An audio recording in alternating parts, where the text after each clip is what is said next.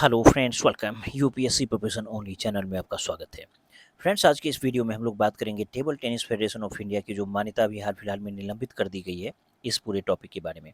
देखिए, हम लोग देखेंगे कि जो युवा कार्यक्रम एवं खेल मंत्रालय है, इसके द्वारा table tennis federation of India यानी कि टीटीएफआई की जो राष्ट्रीय खेल महासंघ के रूप में जो मान्यता है, उसको तत्काल प्रभाव से निलंबित कर दिया गया है।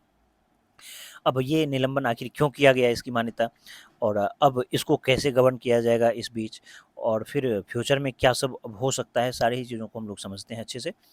तो देखिए, 12 अगस्त 2026 को युवा कार्यक्रम एवं खेल मंत्रालय ने table tennis federation of India की जो राष्ट्रीय खेल महासंघ के रूप में मान्यता है, उसको तत्काल प्रभाव से निलंबित कर दिया है। मंत्रालय ने यह कार्रवाई महासंघ में गंभीर शासन प्रशासनिक जो कमी है उसके कारण की है, और मंत्रालय में भारतीय ओलंपिक संघ यानी कि आईओए को निर्देश दिया है खेल मंत्रालय कि वह अंतर्राष्ट्रीय टेबल टेनिस महासंघ यानी कि आईटीटीएफ से परामर्श करके एक तदर्थ समिति यानी कि एड हॉक कमेटी गठित करे, जो तब तक टेबल टेनिस के प्रशासन को संभालेगी जब तक कि टीटीएफआई में विधिवत शासन प्रशासन जो है व्यवस्था बहाल नहीं हो जाता है। अब देखिए, मान्यता की निलंबित किया क्यों गया, तो सबसे इसका बड़ा कारण है चुनाव कराने में विफलता। यानी कि जो भी इस संघ का जो मान के चलिए अलग-अलग अध्यक्ष का या महासचिव का जो अलग-अलग पद होता है कई सारा, तो वो चुनाव समय पर ये नहीं करवा पा रहा है। क्योंकि बहुत सारे ऐसे लोग हैं जो लंबे समय से इस पद पर एक तरह से अपना आधिपत्य जमाए बैठे हैं।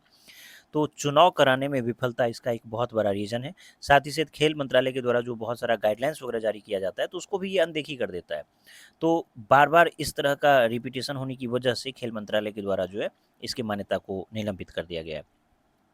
तो दिया है कि मंत्रालय के अनुसार टीटीएफआई ने निर्धारित समय पर चुनाव कराने में विफलता, मंत्रालय के निर्देशों एवं दिशा निर्देशों की बार-बार अनदेखी करने तथा खिलाड़ियों के हितों और महासंघ के प्रशासन से जुड़े मामलों में अपेक्षित मानकों का पालन न करने जैसे मुद्दों पर संतोषजनक सुधार नहीं किया। मंत्रालय द्वारा जारी कारण बताओ नोटिस जो है, सो कॉज नोटिस, उसका भी जवाब असंतोषजनक पाया गया। इसके अतिरिक्त राष्ट्रीय चैंपियनशिप के आयोजन में देरी और खिलाड़ी के कल्याण से जुड़ा हुआ जो भी मसला है, उसमें भी कहीं न कहीं ये चूक रहा था, तो इस वजह से ये एक्शन लिया गया इस पर। टीटीएफआई के भीतर जो है महासचिव कमलेश मेहता के निलंबन और उससे जुड़े विवाद तथा स्टार खिलाड़ी मनिका बत्रा जो है, उनको 2026 में एशियाई खेलों की टीम से बाहर किए जाने के बाद जो है, चयन प्रक्रिया की पारदर्शिता पर सवाल उठने लगे, और यही विवाद को बहुत ज़्यादा बढ़ाया। मनिका बत्रा ने चयन प्रक्रिया को लेकर आपत्ति जताई थी और खेल मंत्रालय से जो है हस्तक्षेप करने की मांग की थी। यह कार्रवाई विशेष रूप से महत्वपूर्ण है क्योंकि 2026 का जो एशियाई खेल है बहुत ज़्यादा नज़दीक आ चुका है। ऐसे समय में महासंघ के प्रशासन में अस्थिरता जो है खिलाड़ियों के चयन और अंतर्राष्ट्रीय प्रतियोगिताओं की तैयारी को जो है प्रभावित कर सकता है। अब देखिए, टीटीएफआई और पूर्व विवाद क्या है।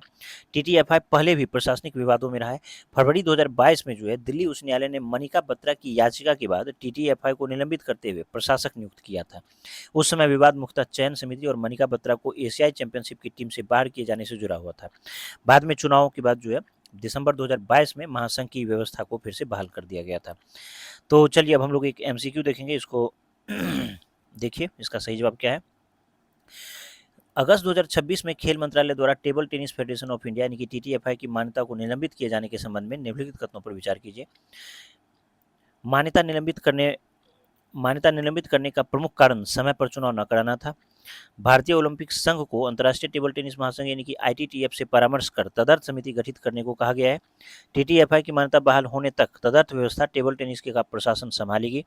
टीटीएफआई को इससे पहले 2022 में भी दिल्ली उच्च न्यायालय द्वारा निलंबित किया गया था। तो इसका जो भी सही जवाब आपको लगे कमेंट बॉक्स में इसका जवाब दीजिए। उम्मीद करता हूँ ये वीडियो आप सबको पसंद आया होगा। धन्यवाद।